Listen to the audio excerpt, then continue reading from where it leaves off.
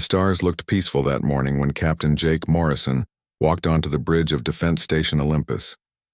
He carried his coffee in an old metal cup, the same one he had used for 10 years of service. The station spun slowly in the darkness between Earth and Mars, its lights blinking like a small city in space. Jake was 45 years old with gray hair and tired eyes. He had been born on Mars during the colony wars and had seen enough fighting to last 3 lifetimes. Now he commanded the biggest space station humanity had ever built. 50,000 people lived and worked inside Olympus, and they all trusted him to keep them safe.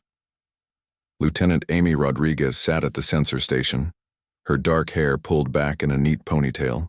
She was young, maybe 28, and still believed that technology could solve any problem.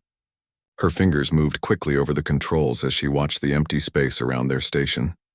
"Quiet night, Captain," she said without looking up from her screens. "Just the usual cargo ships heading to Jupiter." Jake nodded and sipped his coffee. He liked quiet nights. In his experience, exciting times usually meant people were dying. That was when the alarm started screaming. Amy's hands flew over her controls, her face going pale as numbers filled her screen. "Captain, I'm reading massive energy signatures at the edge of the solar system. Multiple contacts all heading this way." "How many?" Jake asked, setting down his coffee cup. 200 ships, sir. Maybe more." "They're big, Captain. Bigger than anything we've ever built." Jake felt ice in his stomach. Humanity had been listening to space for radio signals from other worlds for over a century, but they had never found anything. Now it seemed like something had found them instead. "Sound general quarters," he ordered. "Get me Admiral Kane on Earth and wake up everyone who's sleeping. I have a feeling we're about to get very busy." Far away at the edge of the solar system, Admiral Kexthai stood on the bridge of his flagship, the Eternal Dominion. He was tall and thin, with skin that looked like purple crystal and 4 arms that ended in sharp claws. His species, the Zephyrians, had been conquering worlds for 1,000 years. "Another primitive planet," he said, his words translated into clicks and whistles by his throat implants. "Look at their pathetic little ships. They barely have fusion drives." His tactical officer, Commander Yixnell, studied the readings from their long-range sensors. "The 3rd planet shows signs of heavy industry, sir. About 8 billion inhabitants. They appear to be spreading to other worlds in their system." Kexthai's mandibles clicked together in what passed for laughter among his people. 8 billion primitives who think they can challenge the Empire. This will be over before the next solar cycle. The Zephyrian fleet was beautiful and terrible.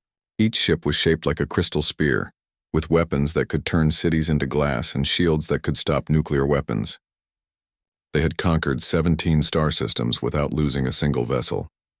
Back on Defense Station Olympus, Jake was talking to Admiral Lisa Kane through a video link.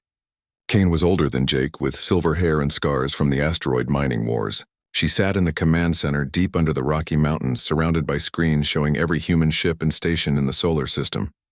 "How long do we have?" Kane asked. "At their current speed, maybe 6 hours before they reach Earth orbit," Jake replied. "Admiral, we need to evacuate the civilian stations."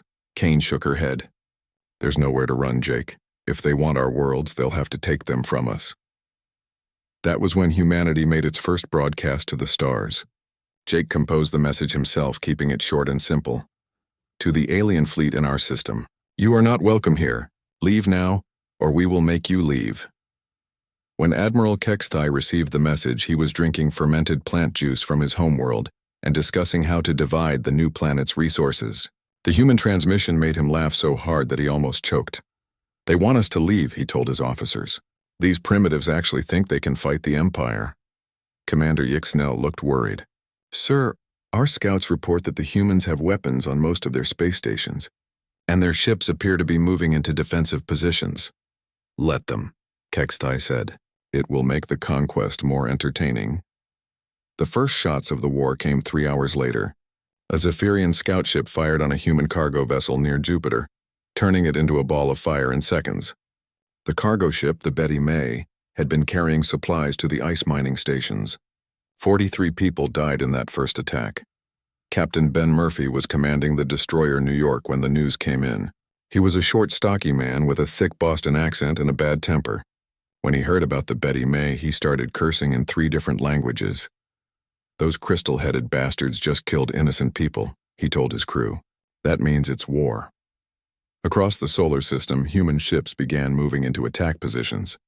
They were outgunned and outnumbered, but they were defending their homes.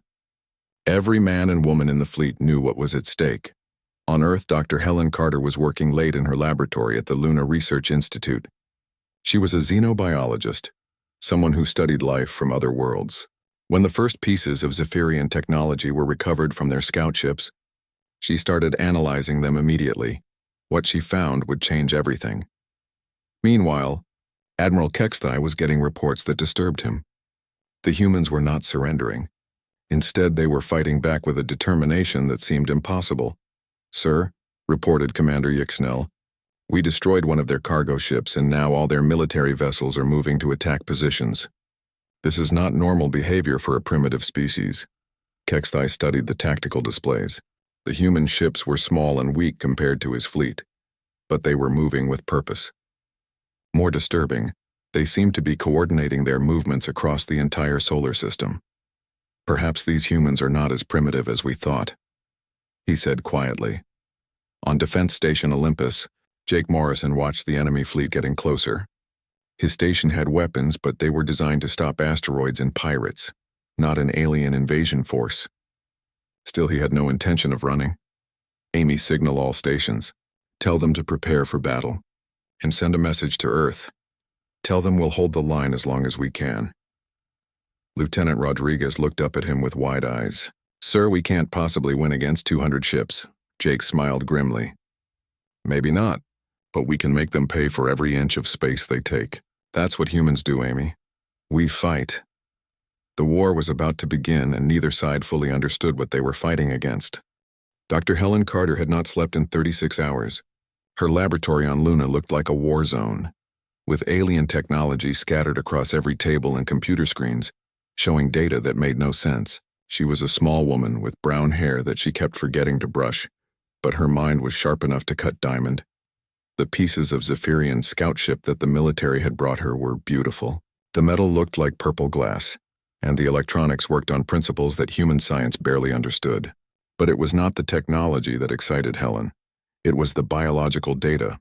"Computer, display atmospheric analysis of Zephyrian homeworld," she said to the lab's artificial intelligence. Numbers filled the screen in front of her. Helen read them 3 times before she believed what she was seeing. Then she started laughing, a sound that was part joy and part hysteria. "Oh my God," she whispered. "Oh my God.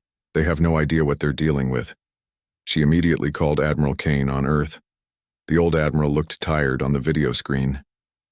The alien fleet was getting closer, and every military leader in the solar system was preparing for the worst battle in human history. "Doctor, I hope you have good news," Kane said, "because I could really use some right now." Helen took a deep breath. "Admiral, I've analyzed everything we know about these Zephyrians.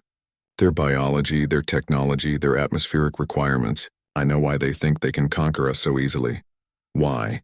"Because by their standards, we're the monsters." Helen sent her data to Kane's computer. The Admiral's eyes widened as she read the information. "Their homeworld has 60% of Earth's gravity," Helen explained. "Their atmosphere is 90% nitrogen with trace noble gases. No oxygen at all. Admiral, these aliens literally cannot survive on any world that humans can live on." Kane leaned forward in her chair. "What are you saying?" "I'm saying that Earth is what they would call a death world. Our gravity would crush most of their species within hours. Our oxygen-rich atmosphere would be poison to them. They need environmental suits just to walk around their own ships when they're near our planet." The implications hit Kane like a physical blow. "They're not super aliens.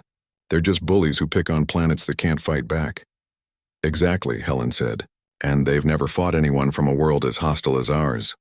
The news spread through the human fleet faster than light-speed communications. Captain Jake Morrison read the report on Defense Station Olympus and actually started laughing. "Amy, do you understand what this means?" he asked Lieutenant Rodriguez. She shook her head, still staring at the data. "Not really, sir. It means they're more afraid of our planet than we are of their ships. They came here expecting to fight soft, weak aliens who evolved on some paradise world. Instead, they're about to fight creatures who grew up on a planet that kills everything." On the destroyer New York, Captain Ben Murphy was having the same reaction. "So let me get this straight," he said to his crew. These crystal-head aliens think they're tough because they can beat up species that evolved on nice, safe worlds.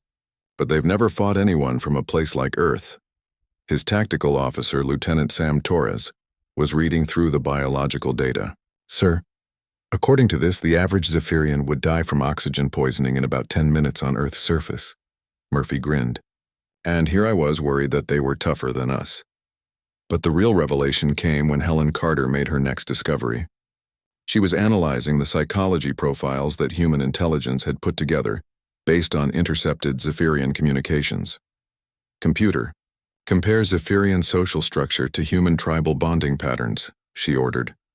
The results were even more interesting than the biological data. Zephyrians were individualistic to an extreme. Their society was based on personal strength and dominance hierarchies. When they fought, each ship acted independently, with captains competing for glory and resources. Humans were exactly the opposite. Helen called Admiral Kane again. Admiral, I found something else. These aliens don't understand cooperation the way we do. Explain. They're apex predators from a low-gravity world with limited resources. They evolved as solitary hunters. When they fight as individuals. Even when they're in groups, they have no concept of true teamwork. Kane was quiet for a long moment. And humans? Humans are pack hunters from a high-gravity death world. We survived by working together. When we fight as a unified group. Admiral, they've never faced an enemy that treats warfare as a team sport. Meanwhile, aboard the Eternal Dominion, Admiral Kexthai was getting his own disturbing reports. His science officer, Veltar, had been analyzing the human homeworld with long-range sensors. Sir, Veltar reported, his voice trembling with fear. The planet's surface pressure is nearly double what our species can survive. And the oxygen content is 21%. That concentration would ignite our respiratory systems. Kexthai stared at the data. That's impossible. How do the natives survive in such a hostile environment? Sir, I believe they evolved there. The planet is covered with predatory life forms. The humans didn't just survive on this world. They became the dominant species. For the first time since the invasion began, Kexthai felt something he had not experienced in decades: doubt. The first real battle happened near the asteroid belt. A group of Zephyrian ships attacked a human mining station expecting easy victory. Instead, they found themselves fighting creatures who thought of asteroid fields as their natural habitat. Commander Rick Davis had been born in the belt, the son of miners who had spent their lives carving civilization out of airless rocks. When 15 Zephyrian ships surrounded his station, he activated protocols that existed in no military manual. All mining ships. This is Davis. Time to show these aliens what belt-born humans can do. The Zephyrians expected the miners to surrender. Instead, they found themselves fighting a coordinated swarm of industrial ships that had been converted into weapons. The humans used mining lasers as guns, ore haulers as missile platforms, and their perfect knowledge of three-dimensional movement in zero gravity to attack from impossible angles. Captain Nina Brooks flew her converted hauler Iron Horse through the asteroid field like she was dancing. She had grown up playing games in these rocks, racing her friends through passages that would terrify military pilots. To her, this was just another day at work. Paul, target their main engine, she called to her brother, who was operating the improvised weapons system. Got it? Nina. Just like cracking a stubborn asteroid. The Zephyrian ships had superior weapons and stronger shields, but they fought like individuals. Each captain tried to claim the most kills for himself. They got in each other's way, fired at targets their allies were already engaging, and made tactical decisions based on personal glory rather than military effectiveness. The humans fought as a single organism. When one ship was in trouble, 3 others moved to help. When they found a weakness in the enemy formation, every human ship exploited it simultaneously. They shared targeting data, coordinated their movements, and treated each loss as a blow to the entire group. Admiral Kexthai watched the battle from his command ship and felt his confidence cracking. His forces were winning, but barely, and they were losing ships to creatures who should have been helpless prey. How are they doing this? He demanded of his tactical officer. Sir, they appear to share information instantly across their entire fleet, and they seem incapable of abandoning their wounded. When we damage one of their ships, the others risk themselves to rescue it. Kexthai had never encountered such behavior, In Zephyrian culture, the weak were abandoned so the strong could survive. These humans did the opposite. They made themselves vulnerable to protect their weakest members. It made no tactical sense, but somehow it was working. Back on Luna, Dr. Helen Carter was putting together a complete picture of what humanity was facing. The Zephyrians were not evil, just limited by their evolution. They were used to fighting species that gave up when the odds turned against them. But humans had evolved on a world where giving up meant death. Every challenge had made them stronger. Every disaster had taught them to work together more effectively. They were not just fighting for territory or resources. They were fighting for the right to exist in a universe that seemed determined to kill them, and that made them the most dangerous species the galaxy had ever seen. The attack on Ceres Station came at dawn, solar system time. Commander Rick Davis was drinking his morning coffee and reading mining reports when the proximity alarm started screaming. Through the station's main window, he could see 15 Zephyrian ships approaching in perfect formation, their crystal hulls catching the distant light of the sun. Rick was a third-generation asteroid miner, born in the Belt 38 years ago. His grandfather had been one of the first humans to make a living in the asteroid fields, back when a single mistake could kill everyone on a ship. His father had expanded the family mining operation to include 3 stations and a dozen ships. Rick had inherited that empire, but more importantly, he had inherited the Belt miner's most important trait, the absolute refusal to back down from a fight. All ships. "This is Davis," he broadcast on the mining fleet frequency. "We've got company and they don't look friendly." The response came back immediately from dozens of voices. Mining ships, cargo haulers, maintenance craft, and personnel shuttles all checked in. Most of them were not military vessels. They were working ships built to crack asteroids and haul ore. But every person in the Belt knew that sometimes you had to fight for what was yours. Captain Nina Brooks was piloting her ore hauler Iron Horse when she heard Rick's call. She was 29 years old, with short blonde hair and hands that were permanently stained with machine oil. Her ship was not pretty. It was a big, ugly block of metal and ceramic designed to carry tons of processed ore back to Earth and Mars. But Nina had been flying in the asteroid field since she was 16, and she knew her ship better than she knew herself. "Rick, this is Nina," she called back. "Iron Horse is ready for whatever these crystal heads want to throw at us." Her brother Paul was in the cargo bay, strapping mining charges to the hull. The Iron Horse carried industrial explosives designed to break apart asteroids.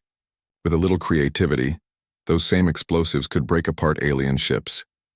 "Nina, I've got 20 charges ready to go," Paul called over the ship's intercom. "Just get me close enough to throw them." Across the Belt, the same scene was playing out on dozens of ships. Miners were converting their tools into weapons, loading their cargo holds with makeshift missiles, and preparing to fight the most advanced military force in the galaxy with nothing but courage and industrial equipment. The Zephyrians expected a quick surrender. Instead, they flew into the middle of a 3-dimensional battlefield that no military academy could have prepared them for. Admiral Kextai watched the battle from his command ship, trying to understand what he was seeing. The human vessels moved like a swarm of insects, appearing and disappearing among the asteroids, striking from unexpected angles and then vanishing before his ships could return fire. "How many ships are we facing?" he asked his tactical officer.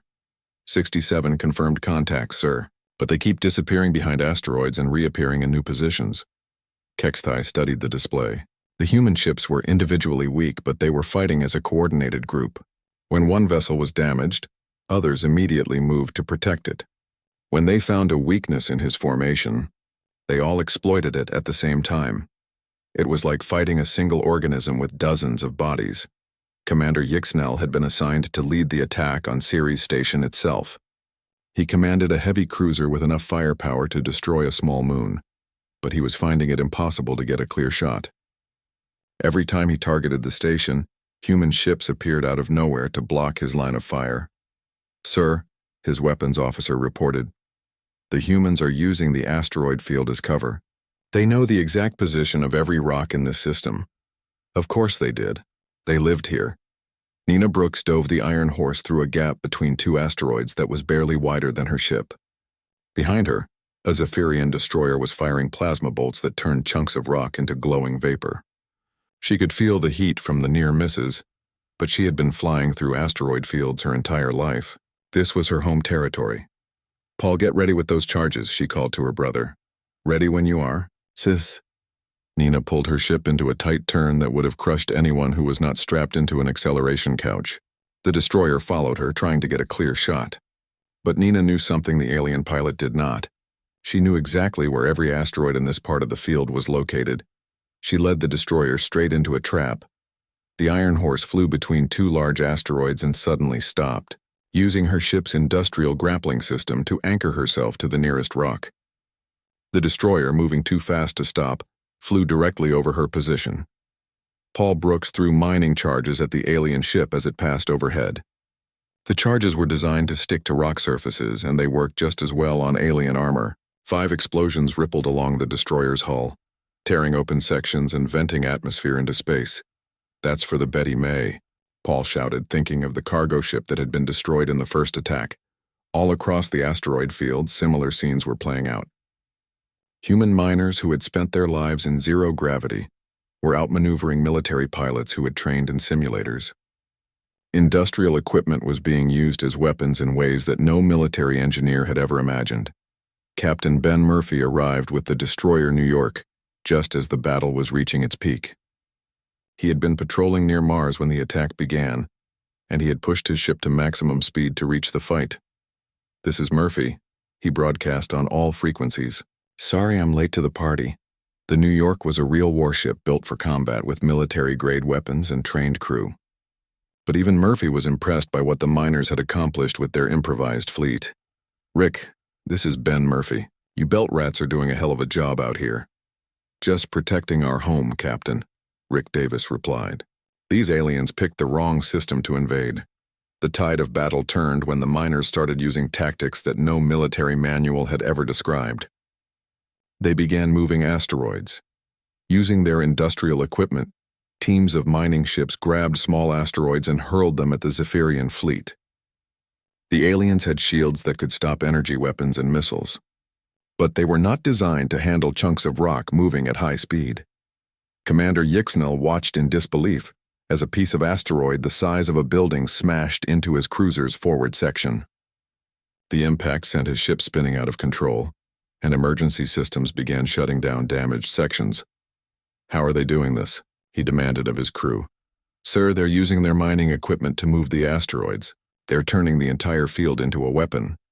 Admiral Kexatai realized that he had made a terrible mistake.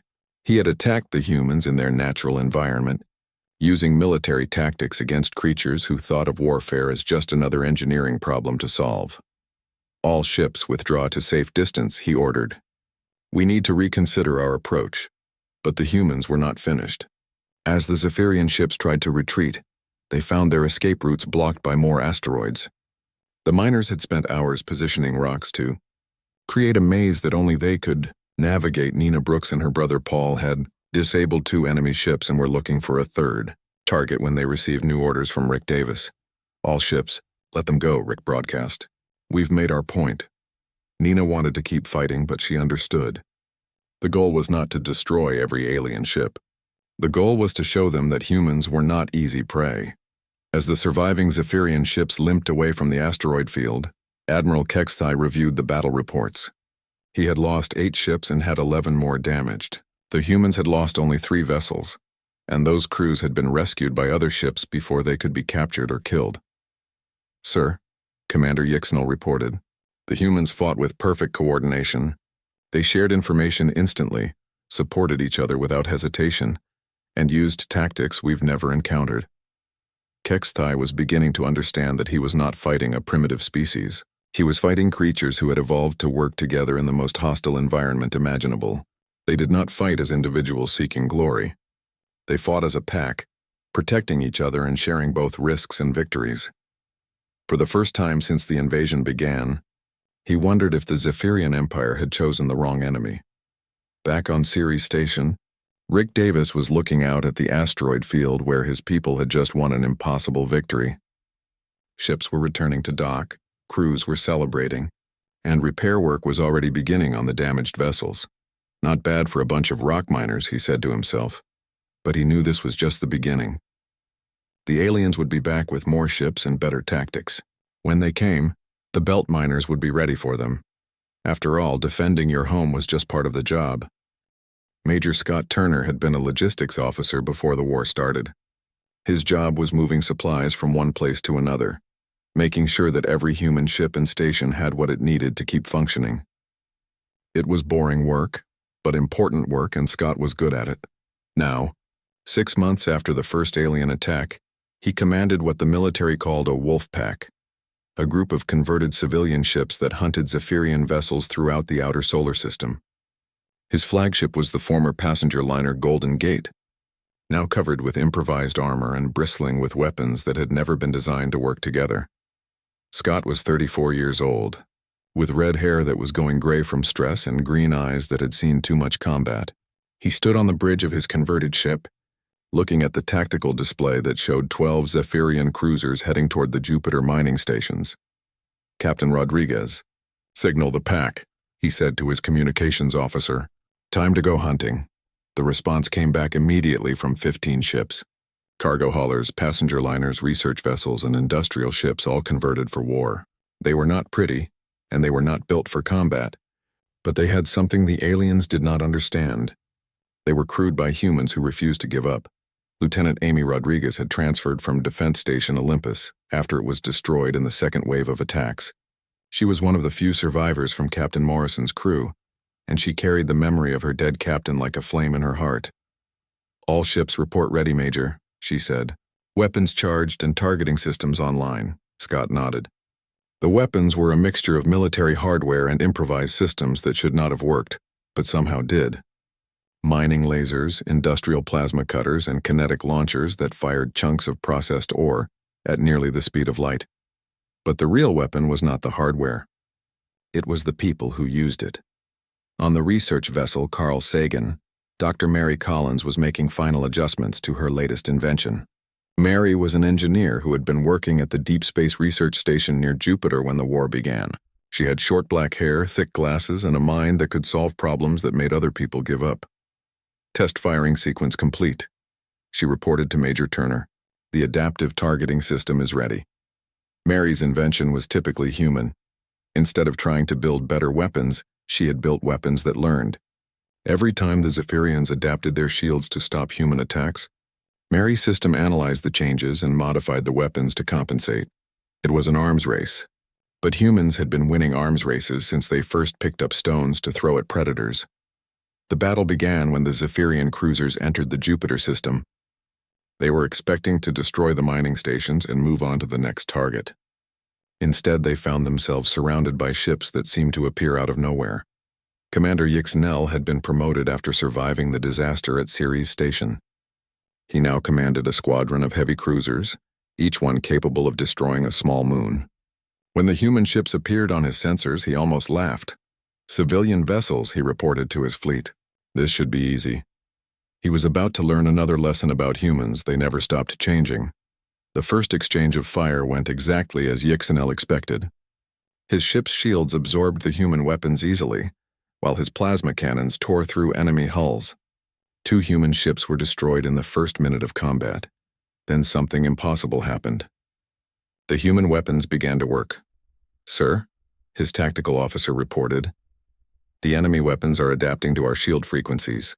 They're penetrating our defenses." Yixnell stared at his displays in disbelief. He had fought dozens of species across the galaxy, and none of them had ever adapted their technology during a battle. It took months or years to modify weapon systems. Not minutes, but humans were not like other species. On the Carl Sagan, Dr. Mary Collins watched her computers analyze the Zephyrian shield technology in real time. Every shot fired at the enemy ships provided new data, and her adaptive targeting system used that data to modify the next shot. "Frequency modulation at 67.3 gigahertz, she called to her weapons crew, adjusting plasma coherence to match. The mining laser that served as her ship's main weapon shifted its frequency slightly. The next shot punched through the Zephyrian shields like they were not there. Across the Wolfpack, other ships were making similar adjustments.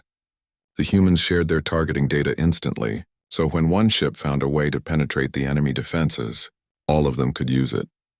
Major Scott Turner watched the battle from his command chair. coordinating the movements of 15 ships as if they were parts of a single organism. When the Golden Gate took damage to its port weapons array, the cargo hauler New Horizon moved to cover that side. When the research vessel Isaac Newton discovered a weakness in the enemy formation, every ship in the pack exploited it simultaneously. "Amy, signal all ships," he ordered. "Focus fire on the lead cruiser. Let's show these aliens what happens when they pick on humans." The concentrated fire from 15 ships struck the Zephyrian flagship at the same moment. The enemy vessel's shields collapsed, and secondary explosions rippled along its hull. Commander Yixnel felt his ship shudder under the impact and realized that he was about to die. Then something even more impossible happened. The humans stopped shooting. "Attention, Zephyrian vessels," came a broadcast from the human fleet. "Your flagship is disabled. Surrender now and we will allow you to evacuate your crew." Yixnel could not believe what he was hearing. In Zephyrian culture, disabled ships were destroyed and their crews left to die. It was a waste of resources to show mercy to defeated enemies, but humans were showing mercy to him. "Why?" he asked over the communication channel. Major Turner's voice came back, calm and steady. "Because you're no longer a threat, and there's no point in killing people who can't fight back." It was the most alien concept Yixnel had ever encountered. The Zephyrian commander made a decision that would have been impossible for him 6 months ago. He surrendered. As escape pods ejected from the damaged cruiser, the remaining Zephyrian ships retreated to a safe distance. They had lost their flagship and 3 other vessels, while the humans had lost only 2 ships. But more importantly, they had lost something that could not be replaced: their confidence.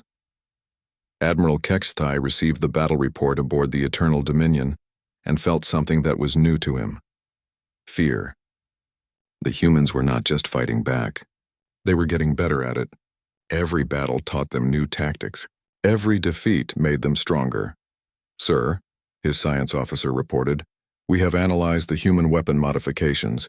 They are adapting their technology faster than we can counter it." Kexthai studied the data. "How is this possible?" "Sir, it appears to be a fundamental characteristic of their species. They learn from every experience and modify their behavior accordingly. In their natural environment, this trait would be essential for survival." The Admiral was beginning to understand the truth. Humans had evolved on a world so hostile that only the most adaptable creatures could survive. Every challenge had made them stronger. Every setback had taught them new ways to overcome obstacles. And now they were treating the Zephyrian Empire as just another obstacle to overcome. On Jupiter's moon, Europa, Colonel Andy Phillips was putting the finishing touches on humanity's most ambitious project yet. The ice mining facilities had been converted into something that no military planner had ever imagined: a weapons system that used the entire solar system as ammunition. Andy was a career military officer, 42 years old, with black hair and the kind of calm demeanor that came from years of dealing with impossible situations. He had been assigned to Europa to oversee the ice mining operation, but the war had given him a different mission. "Final test in 3 minutes, he announced to his team. "If this works, we're going to change the rules of space combat forever." The weapon system was typically human in its audacity. Instead of building bigger guns or stronger shields, they had decided to use physics itself as a weapon. Using the massive industrial facilities that processed ice from Europa's oceans, they could accelerate chunks of frozen water to nearly the speed of light. The first test shot was aimed at a derelict cargo ship that had been positioned 1,000,000 kilometers away. Andy watched the targeting computers calculate the trajectory, accounting for the movement of planets, the gravity of Jupiter, and a dozen other factors. "Fire," he ordered. The chunk of ice was invisible to the naked eye, but it struck the target with the force of a nuclear weapon. The cargo ship simply ceased to exist, vaporized by the impact. "Jesus," whispered one of Andy's technicians. "We just turned ice into lightning." Andy smiled grimly. The weapon had a range of several billion kilometers and could strike targets anywhere in the solar system. More importantly, it used materials that were literally lying around on the ground. "Signal Admiral Kane," he said. "Tell her that the Jupiter defense system is operational." The war was entering a new phase. The aliens had superior technology and greater numbers, but they were fighting an enemy that treated every defeat as a learning experience and every victory as preparation for the next battle, and humans had been learning for a very long time. The final battle for Earth began at dawn on a Tuesday morning in March. Admiral Kextai brought every ship the Zephyrian Empire could spare, 412 vessels, each one capable of destroying a city. He had spent months planning this attack, studying human tactics, and preparing counters for every strategy the aliens had encountered. He was still not ready for what he faced. Captain Joe Martinez stood on the bridge of the battleship Constitution, watching the enemy fleet approach on his tactical display. At 53 years old, he was one of the most experienced officers in the human fleet, with gray hair and scars from the mining colony wars. He had been born on Ganymede and had spent his entire adult life in space, but he had never seen anything like this. 400 ships, his tactical officer reported. That's twice the size of our entire fleet. Joe nodded calmly. Signal all vessels. Remember, we're not just fighting for Earth. We're fighting for the right of humans to exist in this galaxy. Behind him, Commander Kelly Wright checked her environmental suit one more time. Kelly was 31 years old, with short brown hair and the kind of quiet determination that made her perfect for the mission she had volunteered for. She would be leading the boarding parties that would capture the Zephyrian flagship. It was a suicide mission, and everyone knew it. But Kelly had grown up reading stories about soldiers who had sacrificed themselves to save others, and she understood that sometimes someone had to be willing to pay the ultimate price. Boarding teams ready. Captain, she reported. Joe looked at her with something like pride. Kelly, you don't have to do this. We can find another way, she shook her head. Sir, with respect, there is no other way. If we're going to end this war, we need to capture their command ship, and that means someone has to get inside it. Across the solar system, similar conversations were taking place on dozens of ships. Human crews were preparing for a battle they could not possibly win through conventional means. But humans had never relied on conventional means. Dr. Helen Carter was aboard the research vessel Stephen Hawking, positioned near Luna where she could coordinate the scientific aspects of the battle. She had made one final discovery in the weeks leading up to the attack, and it had changed everything. Admiral Kane, she reported over the communication link, I've completed my analysis of Zephyrian psychology. They literally cannot understand why we keep fighting. Admiral Kane looked tired on the video screen. At 60 years old, she had seen enough war to last several lifetimes, but she had never faced anything like this. Explain. In their species, the weak submit to the strong. It's hardwired into their brains by millions of years of evolution. They've never encountered a species that gets stronger when threatened. Helen sent her data to Kane's computer. The information was devastating in its implications. Admiral, they're not evil. They're just limited by their biology. They assume that if they can prove they're stronger than us, we'll surrender. They have no concept of fighting to the death for abstract principles. Kane studied the data, and that's their weakness. Exactly. They can't predict our behavior because our behavior makes no sense to them. The battle began when the Zephyrian fleet entered Earth orbit. Admiral Kextai expected the humans to meet him with their strongest ships in a conventional fleet engagement. Instead, he found himself facing something that no military academy in the galaxy could have prepared him for. The humans scattered. Instead of forming a battle line, the human ships spread out across the entire solar system. Some hid behind asteroids, others took shelter in the atmosphere of gas giants, and still others simply disappeared into the emptiness of space. Where are they? Kextai demanded of his tactical officer. Sir, we're detecting human ships throughout the system, but they're not moving to engage us. Kextai felt frustration building in his chest. Are they running? That was when the first kinetic projectile from Jupiter struck his fleet. Colonel Andy Phillips had been waiting for this moment for months. From his position on Europa, he watched the targeting computers, track the Zephyrian formation, and calculate firing solutions for dozens of ships, simultaneously. Fire, he ordered. The chunks of ice were invisible until they struck their targets. Moving at nearly the speed of light, they hit with the force of nuclear weapons. 3 Zephyrian cruisers simply ceased to exist, vaporized by the impacts.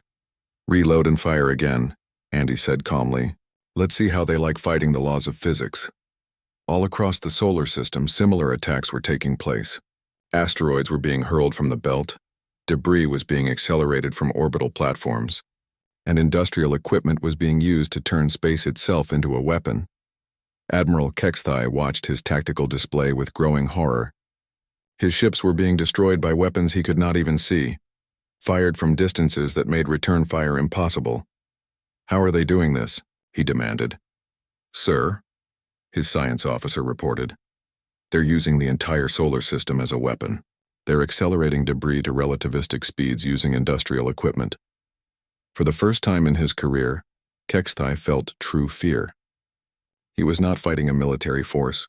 He was fighting an entire civilization that had turned every tool, every piece of equipment, every chunk of rock into a weapon of war. The turning point came when the human boarding party struck. Commander Kelly Wright led her team through space in small, stealthed shuttles that were nearly invisible to Zephyrian sensors. Her target was the Eternal Dominion, Admiral Kexthai's flagship. If they could capture the command ship, they could end the war. The approach was terrifying. The shuttle flew through a debris field of destroyed ships, dodging plasma fire and missile explosions. Kelly watched her teammates check their weapons one final time, knowing that most of them would not survive the next hour. "Remember," she told them over the suit radio, "we're not here to win. We're here to make them understand what happens when you threaten human families." The shuttle attached itself to the Eternal Dominion's hull, and Kelly's team began cutting through the armored plating with industrial plasma torches. The Zephyrians had designed their ships to resist external attack, but they had never considered the possibility that humans would simply cut their way inside. When the hull breach opened, Kelly led her team into the alien ship. The corridors were filled with atmosphere that would have been poison to humans, but their environmental suits protected them. They moved quickly through passages designed for taller, thinner beings, following the ship's schematics that human intelligence had pieced together from captured vessels. The fighting was brutal and close quarters. Zephyrian security forces tried to stop the boarding party, but they were not prepared for creatures who had evolved to fight in hostile environments. Every human had grown up in conditions that would have killed most aliens, and they brought that ruthless adaptability to combat. Kelly reached the bridge to find Admiral Kexthai standing over his tactical display, watching his fleet being systematically destroyed. When he saw her, his crystalline features showed an emotion she had never seen in a Zephyrian before. Despair. "Why?" he asked through his translator. "Why do you keep fighting? We are stronger than you. We have better weapons. Why don't you surrender?" Kelly removed her helmet, showing her human face to the alien commander. The ship's atmosphere burned her lungs and made her eyes water, but she wanted him to see what he was fighting. "Because this is our home," she said, "and humans don't surrender when someone threatens our families." Kexthai stared at her with something approaching awe. Here was a creature who was literally poisoning herself just to deliver a message, showing a kind of courage that his species could not comprehend. "Your fleet is destroyed," Kelly continued, coughing as the alien atmosphere affected her breathing. "Your empire sent you to conquer what you thought was a primitive world. Instead, you found the apex predators of a Deathworld." She gestured toward the tactical display, where the last Zephyrian ships were being hunted down by human vessels throughout the solar system. "You came to our system expecting to fight soft, weak creatures from some paradise planet. Instead, you're fighting monsters who learned to smile. We're the creatures who survived on a world that kills everything else, and when you threatened our homes, we turned our entire civilization into a weapon." Admiral Kexthai looked at the human standing before him, breathing atmosphere that should have killed her in minutes, and finally understood what his empire had stumbled into. The Zephyrians were apex predators from a gentle world where strength meant individual dominance. But humans were pack hunters from a death world where survival required cooperation, adaptation, and the absolute refusal to give up when someone threatened their families. "I surrender," he said quietly. The war was over. Within days, the Zephyrian Empire was broadcasting surrender terms to the human fleet. Other alien species that had been watching the conflict sent diplomatic envoys instead of invasion forces. The Realm galaxy had learned that there was a species on the third planet of an unremarkable star system that would fight with tools, with rocks, with their bare hands if necessary, and they would never stop fighting as long as someone threatened their homes. Commander Kelly Wright survived her mission, though she spent weeks,